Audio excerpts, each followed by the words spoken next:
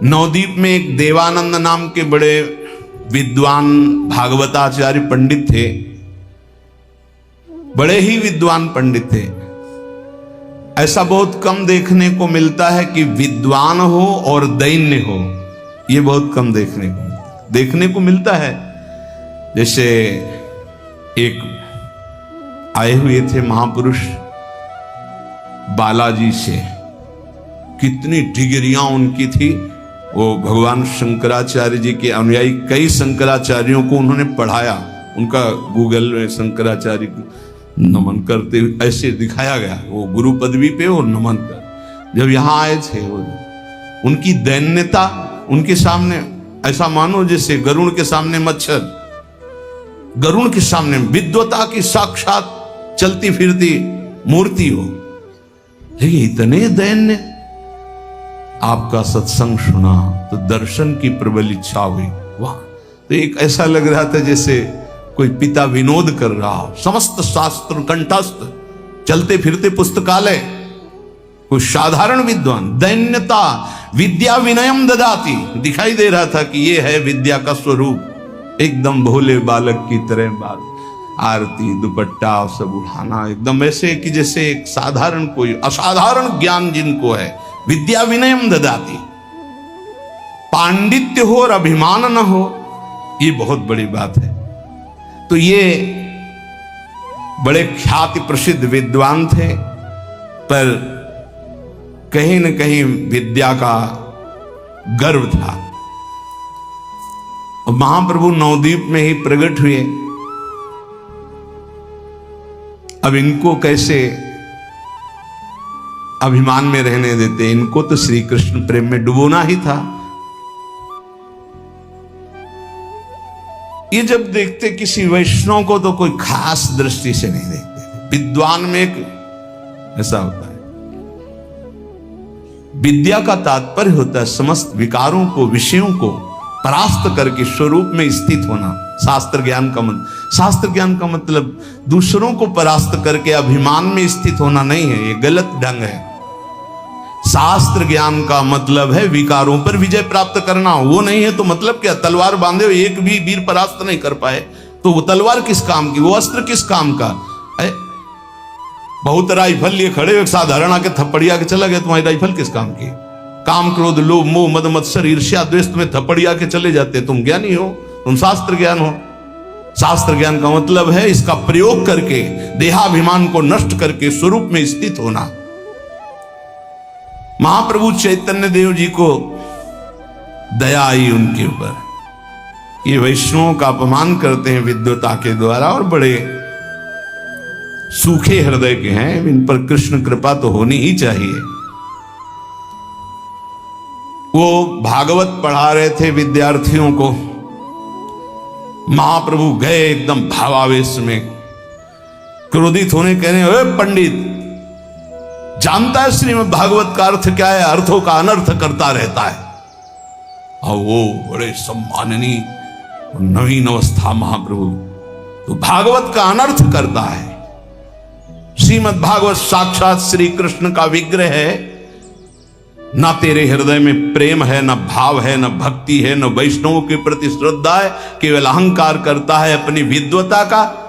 तुम महामहिमा में श्रीमद् भागवत छूने का अधिकारी नहीं, अहंकार है तेरे अंदर। ओ, जितने विद्यार्थी सब हाथ जोड़कर खड़े हो गए, उनकी आशा ही नहीं थी कि ऐसा भी रूप महाप्रभु का है। तू जानता है श्रीमद् भागवत गंगा जी, तुलसी जी और भगवत भक्त ये साक्षात भगवान श्री कृष्ण का स्वरूप है। शुष्क हृदय, अहंकारी, वैष्णव की अवहेलना करता है और भागवत का ज्ञाता बनता है। क्या लाभ उठा लिया तूने भागवत से अभी तक? वैसे ही केवल ज्ञान की बातें बघाड़ता रहता है। ऐसे पढ़ने से क्या? अभी मैं तेरी इस भागवत को उठाकर गंगा जी में प्रवाहित करता हूं, तू अनाधिकारी है इसका।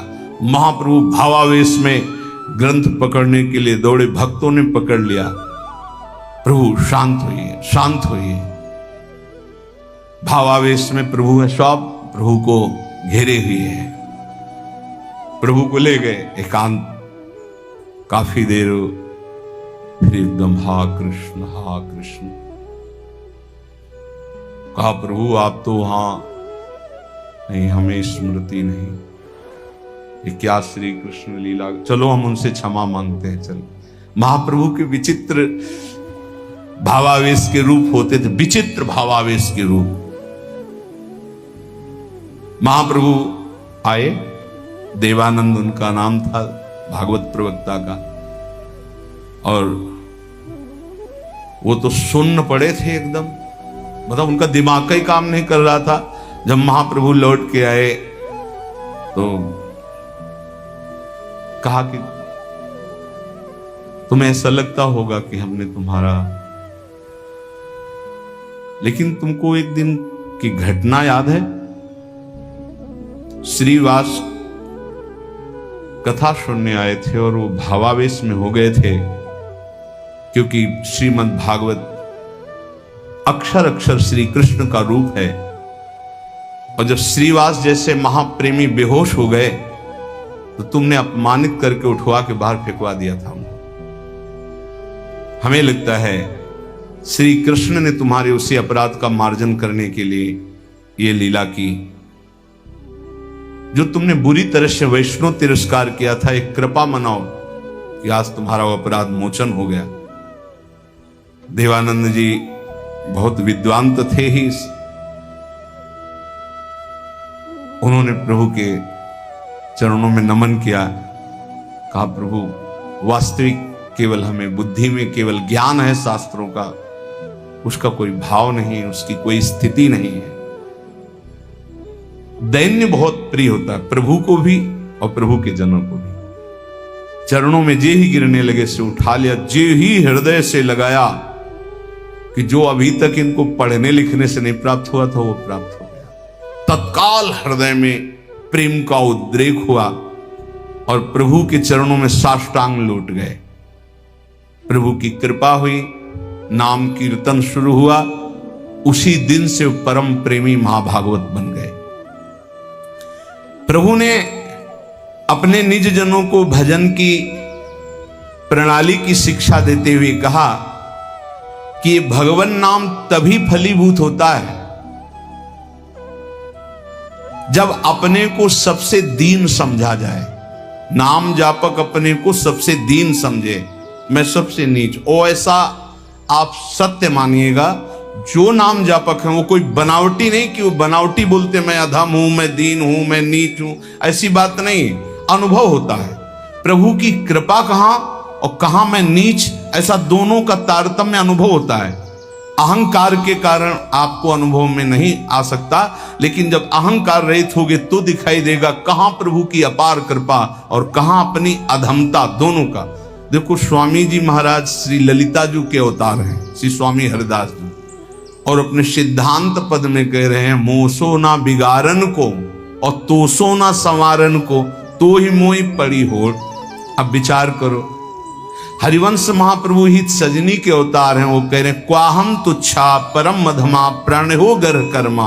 कहा मैं तुच्छ अधम अपराध करने वाला हूं, कहा ये नाम, ये राधा नाम तो सिर्फ वृंदावन की महिमा जो मेरे हृदय में स्फुरित हो रहा है। तो उपासक को चाहिए जो नाम जापक, उसका नाम तभी प्रकाशित होगा जब उसमें दैन्यता है कि मैं तो वास्तविक मैं बहुत अधम हूं, लेकिन हम पर प्रभु की बहुत कृपा है। ये दोनों साथ होने चाहिए, केवल अधम ही कह के नहीं रुकना है। देखो हनुमान जी महाराज परम ज्ञानी महाभागवत, एक बहुत बड़े विद्वान थे, महाप्रभु चैतन्य देव नाम जी की महिमा वर्णन कर रहे थे, तो उसने कहा ये सब हम नहीं मानते, ये शास्त्रों में अर्थवाद कहा गया है। अर्थवाद कहते हैं कि फल स्तुति का वर्णन है, ऐसा वस्तुता नहीं है। इतना सुनते ही महाप्रभु ने कानों को ऐसे अंगुली से बंद किया और कहा कृष्ण कृष्ण कृष्ण कृष्ण कृष्ण, श्री हरि श्री हरि श्री हरि श्री हरि। कितनी बड़ी पाप की बात कह दी और हमने सुन लिया। अरे नाम की तो निंदा कर दिया, सुनने मात्र से पाप लगता है। चलो सब चलो, वस्त्र सहित गंगा स्नान करो, इस अपराधी के मुख से नाम कि ऐसी अवहेलना सुनने के कारण हम सब अपवित्र हो गए। महाप्रभु सब के सब वस्त्र सहित सचेल, सचेल में कहते हैं कि वस्त्र सहित, वैसे ही गंगा स्नान किया।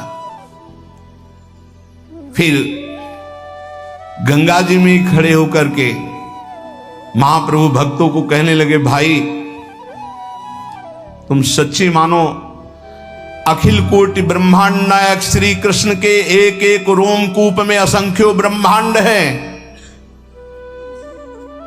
उन श्री कृष्ण को अधीन करने की सामर्थ्य श्री कृष्ण का नाम रखता है, मैं गंगा में खड़े होकर कहता हूं। पक्का पक्का ये विद्वता भी बहुत कभी कभी भगवान से विमुख कर देती है। एक श्वास में एक नाम ले लिया, कृष्ण, राधा, राम, हरि, भारी पड़ जाएगा तुम्हारे हिसाब में। जब तुम्हारा शरीर छूटेगा और तुम्हारे रजिस्टर को देखा जाएगा तो एक कृष्ण नाम निकलेगा, तो वो तुम्हें तार देगा। एक कृष्ण नाम, ये ध्रुवदास जी महाराज कह रहे हैं, पूरे जन्म में यदि भगवान नाम नहीं लिया तो व्यर्थ चला गया जन्म। और जिसने एक बार कृष्ण कहा, राधा कहा, हरि कहा, भारी पड़ जाएगा। यमराज जी महाभागवत हैं, एक नाम की कीमत क्या है, पूरा त्रिभुवन नहीं है, वो विजय को प्राप्त होगा।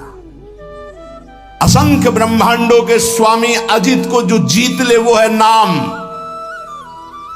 कोई योग के द्वारा उनको वशीभूत नहीं कर सकता, तपस्या के द्वारा नहीं करता, तत्वों की संख्या की गणना करके सांख्य योग के द्वारा उनको वशीभूत नहीं कर सकता। अगर कोई आज तक वशीभूत किया है तो नाम जापक ने किया है। सुमीर पवन सुत पावन नामू, अपने बस कर राखे नाम। ये नामापराध में 10 नामापराध में एक अपराध है नाम में अर्थवाद की भावना करना। इसलिए जो भक्ति विहीन, उनकी कभी बातें नहीं सुननी चाहिए। बड़े बड़े मंत्रों का जाप, तपस्या, पूजा पाठ, यज्ञ, दान, अनुष्ठान कोई भी नाम की बराबरी नहीं कर सकता। गंगा में खड़े होकर महाप्रभु चैतन्य देव कह रहे हैं, स्वयं भगवान श्री कृष्ण चंद्रजू कह रहे हैं, न साध्यति माम योगो न सांख्यम धर्म उद्धव न स्वाध्याय तपस्त्यागो यथा भक्तिर ममोर्जिता। भक्ति का स्वरूप क्या है? देवर्षि नारद तदर्पिता अखिलाचारिता तद स्मरणेन परम व्याकुल तेज। हर समय भगवान का स्मरण करते हुए अपने कर्तव्य कर्म को भगवान को समर्पित करना, यह उत्तम भक्ति का लक्षण है। महाप्रभु भक्तों को बहुत सावधान रखते, ऐसे लोगों के कान में शब्द भी ना पड़े जो भगवान या भगवान के नाम की या भक्तों की निंदा करते हैं। त्रिभुवन में कोई दूसरा नहीं है जो भजन का अभिमान नष्ट कर सके, केवल गुरु नष्ट करते।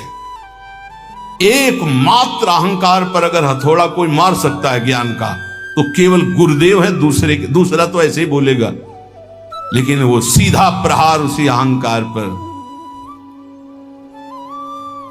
बहुत सहनशील उपासक को गुरुदेव की कृपा बना देती है। इसलिए एक प्रश्न हुआ था कि हम अव्यक्त रूप से गुरु मान लेते हैं तो हमें क्या भगवत प्राप्ति नहीं होगी? देखो, अव्यक्त तुम्हें चपत लगाने नहीं आएगा, ध्यान देना। अव्यक्त तुम्हें ऐसा नहीं कि खड़े रहो, यहां यही खड़े रहो जब तक लौट के नाम है, यही खड़े रहो, चलो ऐसा करो। ये हमको प्रगट गुरु चाहिए, क्योंकि प्रगट में फंसे हैं। वो हमको दुलार भी करें, हमें डांट भी सके, हमें चपत भी लगा सके, तभी हम सुधरेंगे। मान लो हम अव्यक्त गुरु मान लेते हैं तो जो मन आया सो कर रहे हैं, वो समझा। अव्यक्त गुरु तुमको कौन ऐसा है जिसको उपदेश नहीं कर रहे? आप बुरा करने चलते हो, अव्यक्त गुरु अंदर रोकते, मान पाते हो आप? एक त्रिभुवन में गुरुदेव के सिवा कोई ऐसा नहीं जो निर्विकार और निरहंकार कर सके। ये हम खुली बात कहते हैं। भगवान भी हमारे हृदय में बैठे रहे, निर्विकार नहीं किए। जन्म जन्मांतर से हमारे साथ हैं, कभी निर्विकार नहीं किए, कभी निरहंकार नहीं किए। वही हृदयस्थ भगवान अव्यक्त जब व्यक्त रूप गुरु रूप धारण किए तो पक्का सुधार हो गया, पक्का माया से मुक्त करने का मार्ग दिखा दिया। नहीं तो हाथ उठा कहते चाहे सर के बल खड़ा होकर तप करे, अहंकार पे कोई फर्क नहीं पड़ता। 10-10 हजार वर्ष तक खड़े रहे, जटाओं में घोंसले बन गए, चिड़िया बैठी, तुम कितने साल जियोगे? सारा अहंकार मिट्टी में, सब ज्ञान है। तो क्या हुआ? केवल जल पी के रहे तो क्या हुआ? कितने ऐसे पशु पक्षी जल आहार करते हैं, उनको भगवत प्राप्ति हो गई। हर अहंकार की धज्जियां गुरुदेव उड़ाते हैं, और जब गुरुदेव का ऊपर वरद हस्त नहीं रहता तो सिद्धता का नाटक शुरू हो जाता है, नाटक शुरू हो जाता है। इसीलिए अत्यंत दैन्य भाव वास्तविक जब आएगा तो गुरुदेव के चरणों में आएगा। पक्का समझो, हम आपको हृदय की बात कहता हूं, जब तक गुरुदेव की कृपा नहीं तो दो बातों पर विजय नहीं प्राप्त की जा सकती। विकारों पर षड विकार जित, ये गुरुदेव की कृपा, और अहंकार रहित होना केवल गुरुदेव की कृपा, ये दैन्यता केवल गुरुदेव। ये खूब अंदर की बात कह रहा हूं, खूब साधन मार्ग में चल के कह रहा हूं। जब तक गुरु कृपा नहीं होगी प्रगट गुरुदेव की, तब तक दो बातों पर विजय नहीं प्राप्त की, एक तो विकार और दूसरे अहंकार। बहुत सहनशील होना, सहनशील गुरुदेव बनाते हैं, ठोक ठोक के हर जगह, जहां कमजोर हो वहीं पीट पीट के। दूसरों को मान देना और स्वयं अमानी रहना, यह गुरुदेव की कृपा से ही आता है। जो शुद्ध रसिक महापुरुष भगवत प्रेम में डूबे हुए हैं, वही अमानिना मान देन स्थिति प्रदान करते हैं। ये स्थिति बनावटी नहीं होगा, बनावटी टिक नहीं पाएगा। चाहे जितना भारी विद्वान तपस्वी पांडित्य से युक्त क्यों न हो, जब तक वो अपने को तृण से नीच नहीं समझता, सहनशील नहीं होता, दूसरों को सम्मान देना, स्वयं अमानी रहना, तब तक उसमें भगवत भाव का प्रादुर्भाव नहीं होता। ये बात बहुत ध्यान देने की है, नहीं खाली भटकना पड़ेगा। ऐसे हमसे बनते रहेंगे कि अंधा बटे और पड़ा चबाए। भजन करना कठिन, करके बचाना कठिन, बचा के पचाना कठिन। कहते हैं कि जैसे छात्र क्लास में पढ़ता है, जब उसकी क्लास बदलने का समय आता है तो उसकी परीक्षा होती है, ऐसे साधु वैष्णव की परीक्षा होती है। क्या परीक्षा होती? उसको गाली दी जाएगी, अपमान होगा, निंदा होगी। ये ध्यान देना, ये परीक्षा अगर पास हो गए क्या, क्षमा और शांति, तो आगे क्लास में पहुंच जाओगे भूमिका में, नहीं फिर नीचे बने रहोगे। इस लोक में तुम्हारी चाहे कोई कितनी निंदा करे, तुम उसकी निंदा मत कर देना। निंदा को सहन करना। निंदा दो प्रकार की होती है, एक अपवाद और एक प्रवाद। महाप्रभु चैतन्य देव ने, अगर बुरा काम तुमने किया और फिर उसकी निंदा हो रही है तो ठीक हो रही है, तुम्हें बचना चाहिए, उसमें भी तुम्हें नाराज होने की जरूरत नहीं। और अगर तुमने बुरा काम नहीं किया और तुम्हारी निंदा हो रही तो बहुत ठीक हो रहा है, तुम्हारा भारी प्रारब्ध जो शरीर में दंड मिलने वाला था वो निंदा के द्वारा काटा जा रहा है। भगवान की विशेष कृपा है। दोनों स्थिति में, प्रवाद और अप्रवाद में भी तुम्हें किसी तरह क्रोध नहीं करना है। बहुत बड़े महापुरुष चरणदास जी महाराज, साधो निंदक मित्र हमारा, निंदक को निकटे ही राखो, हो न देऊ न्यारा, साधो निंदक मित्र हमारा। निंदक नियरे राखिए आंगन कुटी छवाए, कमरे में नहीं बीच आंगन में रखो, उठते बैठते देखे, एक एक दोष वर्णन करे। ये बड़ी बढ़िया बात है। निंदा करने वाले भारी पापों का नाश कर देते, बात मान लो। पर जब निंदा होती है तो ऐसे लगता है जैसे दिया सलाई पेट्रोल डाल के लगा दी गई हो छाती। और उसके प्रति यही आएगा कि अगर तप होता तो राखी करके और दिखा देते लोगों को। हाँ, ये अगर अंदर वृत्ति है तो भगवदानंद की अनुभूति नहीं होगी, ध्यान रखना। सहना पड़े अपवाद और प्रवाद। अपवाद यदि गलती हुई है उसकी निंदा हो रही तब तो ठीक ही हो रही, उसमें क्या बोलना है। और अगर गलती नहीं हुई निंदा हो रही तो बहुत ठीक हो रहा, तुम्हारे प्रारब्ध का नाश हो रहा, पूर्व प्राप्त जो शरीर को दंड मिलता और निंदा देके भुगता दिया गया। कह रहे निंदक को निकट ही रखो, बढ़िया सुविधा देके रख सकते हो। प्रशंसा वाले को रखा जाता है नजदीक। खड़े हो माइक। तो आप लोगों के बीच में हम ये बड़े गर्व से कहते हैं कि पूज्य महाराज जी का सानिध्य हमारा परिवर्तन कर दिया। और हम और वही माइक से बोलने लगे बड़ा दुर्भाग्य इनका संग मिला। दृष्टि लो बदल जाए तो कह दे ला, बड़े बड़ों की बात होती है, छोटों की नहीं। निंदा में अच्छे अच्छों की दृष्टि बदल जाती है, रौद्र दृष्टि हो जाती है। जो निंदा होने पर शांत रहे वो स्थिति प्रज्ञ महात्मा होता है। पूज्य बात उड़िया बाबा जी महाराज। जैसे कोई विदेशी भाषा में हमको गाली दे, हमें पता ही नहीं क्या बोल रहा है, मुस्कुरा के चल देंगे। जब हमारी भाषा में हमको गाली दे और हम ऐसे मुस्कुरा के चल दे, बिल्कुल बुरा ना लगे, तो समझो स्थिति आई है। पाछे निंदा करियग धोवे, सुनि मन मिटे विकारा। जैसे सोना तापी अगिन में, निर्मल करे सुनारा। साधो निंदक मित्र हमारा। ये निंदक लोग कितने कृपालु हैं। ये पीछे से निंदा करते हैं और क्या करते हैं, समस्त विकारों को उसके मिटाकर ऊपर उठा देते हैं। पक्का निंदा सह गए तो भूमिका बदल जाएगी। बहुत कठिन है निंदा सहना, बहुत कठिन है। निंदा सह गया तो द्वंद्व सहने की ताकत आ जाएगी। स्तुति बहुत अच्छी लगती, नहीं लगती। बगल से निकल के कोई भी ये कह रहा कि बड़े भाग्य हैं इसे महात्मा के दर्शन, और कान में पड़े तो ऐसा लगता है बर्फ की सिल्ली रख गई। और जब कोई न कोई प्रणाम न कोई नमस्कार और कटु वचन बोले, फिर उसके हमारा नम्र भाव, ये हमारी वैष्णवता, ये साधुता है। क्या करते, जैसे अग्नि में तपाकर सोना शुद्ध होता है, ऐसे निंदा करके ये लोग हमारे पापों का नाश करके हमें ऊंची स्थिति प्रदान करते। तो कौन बड़ा हुआ, जो हमें स्तुति करके नीचे गिरा दे या जो निंदा करके ऊपर उठा दे? जो ऊपर उठा दे। तो निंदक मित्र हमारा। बोले घन अहरन कसी हीरा, निबटे कीमत लक्ष्य हजारा। कांच और हीरा की पहचान कैसे होती? एक घन में पहचान होती। घन लोहे का एक हथौड़ा जैसा होता है और उसको ऐसे रख के पक्की जगह पे, लोहे पे, और ऊपर से घन मारो। अगर नकली हीरा है तो छार छार हो जाएगा, और असली हीरा है तो कुछ फर्क नहीं पड़ेगा।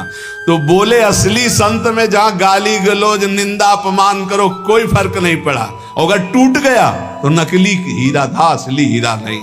घन अहरन कसी हीरा, निपटे तो कीमत लक्ष्य हजारा।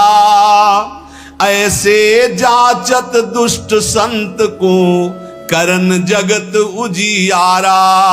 साधो निंदक मित्र हमारा। ये भगवान से मिलाने वाले बनते हैं, निंदा करने वाले। ये दुष्ट जन जो निंदा करते हैं ये हमें भगवत प्राप्ति कराते हैं। इनके चरणों में कोटि कोटि प्रणाम। इस संसार में फंसने नहीं देते, छोटी सी छोटी गलती सामने रख करके हमको भगवान से मिला देते हैं, हमारे पापों का नाश कर देते हैं, हमारी बाधाओं का नाश कर देते हैं। जोग यज्ञ जप पाप कटन ही तू करे, सकल संसारा। और बिन करनी मम करम कठिन, सब मेटे निंदक प्यारा। कितनी बढ़िया बात। बड़ी बड़ी साधनाओं से पाप नष्ट करने का प्रयास किया जाता है, लेकिन निंदक, हम कुछ प्रयास भी नहीं कर रहे, हमारे सारे पाप नष्ट कर रहा है निंदा करके। कितना प्यारा मित्र है। बिन करनी मम करम कठिन, सब मेटे निंदक प्यारा। सुखी रहो, ये कोई संत ही बोल सकते हैं। ये केवल संत हृदय बोल सकता। सुखी रहो निंदक जग माही, रोग न हो तन सारा, हमारी निंदा करने वाला उतरे भव निधि पारा। ये कोई महात्मा ही बोल सकता है, दूसरे की ताकत ही नहीं। कह रहे हैं निंदक सुखी रहो, इस लोक में तुम्हारे शरीर में कोई रोग ना हो, और मेरी निंदा करने वाला परलोक में भगवान को प्राप्त हो, ये मेरा आशीर्वाद है। क्या संत है, क्या इनका हृदय कौन जान सकता है। सुखी रहो निंदक जग माही, रोग न हो तन सारा, हमारी निंदा करने वाला उतरे भव निधि पारा। साधो निंदक मित्र हमारा, निंदा जो कर रहे हैं, निंदक के चरणों की स्तुति भाखों बारंबारा। चरण दास कहे सुनियो साधु, ये निंदक साधक भारा। ये निंदा करने वाले भगवान की प्राप्ति कराने में बड़े सहायक हैं। हे साधु, कभी इनकी निंदा मत करना, जो तुम्हारी निंदा करे तुम सह जाना, तुम्हें भगवत प्राप्ति करा देंगे, पक्की बात। इसलिए महाप्रभु चैतन्य देव अपने श्रीमुख से कह रहे हैं कि यदि लौकिक और पारलौकिक उन्नति प्राप्त करना चाहते हो तो तुम अपनी निंदा की कभी अवहेलना मत करना। तुम्हारी निंदा हो रही, बड़े प्यार से चुपचाप सुन लेना और क्षमा कर देना, तो तुम इस परमार्थ के क्लास में ऊपर उठ जाओगे। यदि जीवन में किसी के कोई दैवी संपदा की विशेषता और मां भागवती गुण पाए गए हैं तो उन्होंने जीवन में बहुत कष्ट सहा है, गालियां सही है, मारपीट सहे, अपमान सहे हैं, तब जाकर वो जैसे स्वर्ण तपाने पर चमकता है ऐसे वो चमकते हैं। उपासक को लौकिक पारलौकिक उन्नति प्राप्त करने के लिए निंदा, अपमान, तिरस्कार सहना होता है। ये सहने की सामर्थ्य, फिर कह रहा हूं, सदगुरु कृपा पात्र में आती है। जो सदगुरु प्रदत्त नाम जप करता है, मंत्र जप करता है और उनके चरणों में दैन्य होके रहता है, उनकी आज्ञा में रहता है, तो ये सब जितनी सामर्थ्य देवी संपदा की वो सब जागृत हो जाती है। खूब नाम जप करें, सहनशील बने, सहनशील ही भगवान को आशय उदार धीरज सहित विवेकी। सहनशील, आशय उदार, धीरज सहित विवेकी, ये परमार्थ का विजयी योद्धा होता है। धैर्यवान, विवेकवान, सहनशील, उदार आशय, सबका देखो कितना उदार आशय। कह रहे हैं जो हमारी निंदा करे कभी अस्वस्थ ना हो, सुखी रहे, जब शरीर छूटे तो भगवान को प्राप्त हो, भवनिधि से पार हो जाए मेरी निंदा करने वाला। क्या महात्मा का हृदय है, बलिहारी है ऐसे महापुरुषों की जो अपमान और निंदा करने वालों को भगवत प्राप्ति कराते हैं। पूरे महापुरुषों के चरित्रों में यही तो पाया जाता है। हम ऐसे महापुरुषों के बच्चे हैं, उनकी शरण में हैं, तो जैसे पिता के गुण पुत्र में आते हैं, ऐसे आचार्य और गुरु की गुण शिष्य में आते हैं, शरणागतों में आते हैं। हम सब आचार्य की शरण में हैं। तो जैसे दर्पण साफ हुआ तो अपना प्रतिबिंब दिखने लगा, ऐसे अनुभव होता है आत्मस्वरूप का। बुद्धि वो ऐसी प्रवीण ज्ञानमयी हो जाती है, ज्ञान नेत्र प्रकाशित हो जाते हैं, उन्हीं नेत्रों से आत्मस्वरूप का बोध होता है। ये कैसे किया जाए कि हमारा निरंतर भजन बने, हरिचरण आश्रय दृढ़ हो जाए, बुद्धि शुद्ध हो जाए। तो कह रहे गुरु शुश्रूषया भक्त्या सर्वलब्धार्पणेन च संगेन साधु भक्ता मीश्वराराधनेन च श्रद्धया तत्कथायां च कीर्तनैर्गुण कर्मणां तत्पादाम्बुरुहध्यानात् तल्लिंगेक्षार्हणादिभिः। श्री सद्गुरुदेव भगवान का वरण करके उनकी प्रेम पूर्वक सेवा में रहना, उनकी आज्ञा में रहना। जीवन मुक्त होने के लिए, आत्मबोध प्राप्त करने के लिए, भगवत मिलन के लिए क्या करना चाहिए? तो बोले गुरु का वर्ण करके, गुरुदेव का आश्रय लेकर प्रेम पूर्वक उनकी सेवा, गुरुदेव की सेवा, गुरु आज्ञा पालन, अपने को जो कुछ प्रारब्धानुसार मिल जाए भगवान को समर्पित करके उसका प्रयोग करना। प्रसादी करके ही, चाहे जल पीना हो, चाहे वस्त्र, चाहे भोजन, कुछ भी प्रसादी ही होना चाहिए। भगवत प्रेमी महात्माओं का सत्संग नित्य सुनना चाहिए, नित्य सत्संग। और भगवान की आराधना में भगवान की कथा वार्ता सुनना, भगवान के गुणों का गायन करना, भगवान के नाम कीर्तन करना, भगवान का नाम जप करना, इस साधनों का अनुष्ठान करते करते हृदय पवित्र हो जाता है, भगवान में प्रीति हो जाती है और भगवान की कृपा से तत्व ज्ञान हो जाता है। सर्वशक्तिमान भगवान श्री हरि समस्त प्राणियों में विराजमान है। ऐसे साधन करते करते तुम्हें अनुभव होने लगेगा सब में भगवान विराजमान है। सबका सम्मान करो, किसी का भी अपमान मत करो, सब में भगवान विराजमान है। उपासक एव निर्जित षड्वर्गैः क्रियते भक्तिरीश्वरे वासुदेवे भगवती यया संलभते रतिम। काम, क्रोध, लोभ, मोह, मद, मत्सर, ये 6 भारी शत्रु हैं। एवं निर्जित षड्वर्गैः क्रियते भक्तिरीश्वरे। 6 शत्रुओं पर विजय प्राप्त जब तक नहीं होती तब तक न वो ज्ञानी है और न भक्त है। षड विकार जित अनघ अकामा। निष्कामता आ गई, निष्पाप हो गया, 6 शत्रुओं पर विजय प्राप्त कर ली, भगवान हृदय में प्रकाशित हो गए। काम, क्रोध, मद, मान, न मोहा, लोभ न क्षोभ, राग नहीं द्रोहा। जिनके कपट दंभ नहीं माया, तिनके हृदय बसहु रघुराया। श्री प्रहलाद जी महाराज कहे, हरि सर्वेषु भूतेषु भगवानास्त ईश्वरः इति भूतानि मनसा कामस्तै साधु मानयेत्। जो सब में भगवान विराजमान देख रहा है वही साधु है। जो काम, क्रोध, लोभ, मोह, मद, मत्सर, इन पर विजय प्राप्त कर लिया वही साधु है।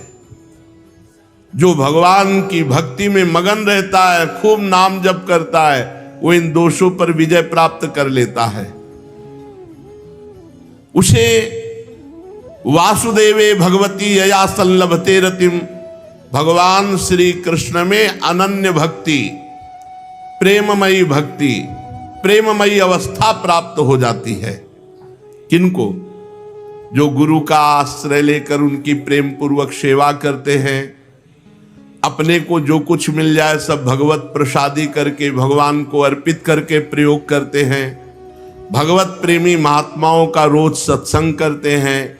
भगवान की आराधना में भगवान की लीला कथा सुनना, गुण कीर्तन करना, नाम कीर्तन करना, नाम जप करना, सब में भगवान का दर्शन करना और 6 विकारों पर विजय प्राप्त कर लेना, इससे भगवान के चरणों में अनन्य प्रेममयी स्थिति प्राप्त होती है।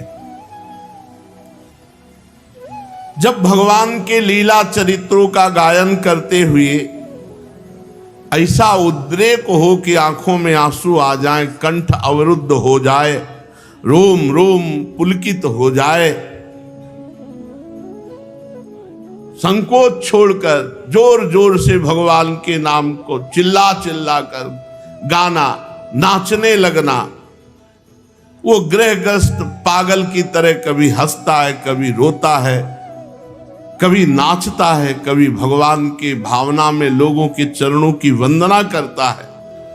भगवान में तन्मय हो जाता है, बार बार लंबी सांस खींचता हुआ हे हरि, हे गोविंद, हे जगतपते, हे नारायण ऐसा पुकारने लगता है। तो भक्ति योग के महान प्रभाव से उसके सारे कर्म बंधन छिन्न भिन्न हो जाते हैं और वो भगवत स्वरूप हो जाता है। जन्म मृत्यु कराने वाले कर्म बीज भस्म हो जाते हैं, वो जीवन मुक्त हो गया, भगवान को प्राप्त कर लिया। निशम्य कर्माणि गुणान तुल्यान वीर्याणि लीला तनुभिः कृतानि यदाति हर्षोत्पुलकाश्रुगद्गदम् प्रोत्कंठ उद्गायति रोति नृत्यति यदा ग्रहग्रस्तयु क्वचिद् सत्या क्रंदते ध्यायति वंदते जनम मुहुश्वसन वक्ति हरे जगतपते नारायणेत्यात्म